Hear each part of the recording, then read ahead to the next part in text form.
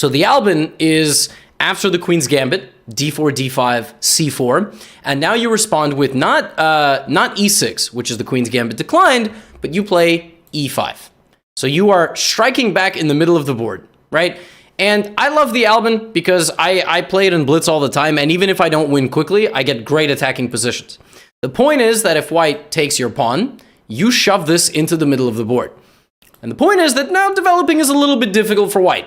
Knight c3 is impossible. Knight f3 is met with knight c6. You swarm with the bishops. Oftentimes you will get your queen out of the way and quickly castle. That's the point of a gambit at the end of the day. However, many unsuspecting folks will go, ugh, that pawn is really annoying. I want to get rid of it immediately with the move e3. And actually that move doesn't look that bad at all. Because again, if you take, you lose your right to castle. Then I take back the pawn with my bishop, and I'm doing very well.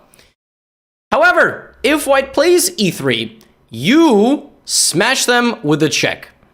They cannot block with the knight, so most of them will block with the bishop. At which point, you do take the pawn.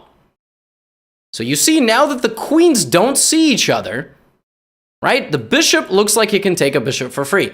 Now, if they double their pawns and they get themselves into this ugly situation, you can trade bishops, finish development, and in the long run, you'll eat these pawns like Pac-Man, right?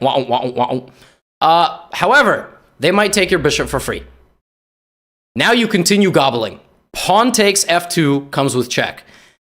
This is already a very dire situation for white, because if they take the pawn, the queen takes the queen. Don't forget, that is just a full queen.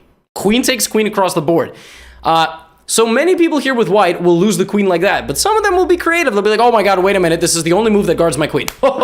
Thankfully, I'm safe. And here you uncork pure savagery. You must remember this move. You must remember to not have auto queen promotion on. You take the knight.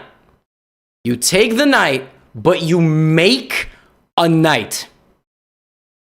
Yes, it has to be check. Why?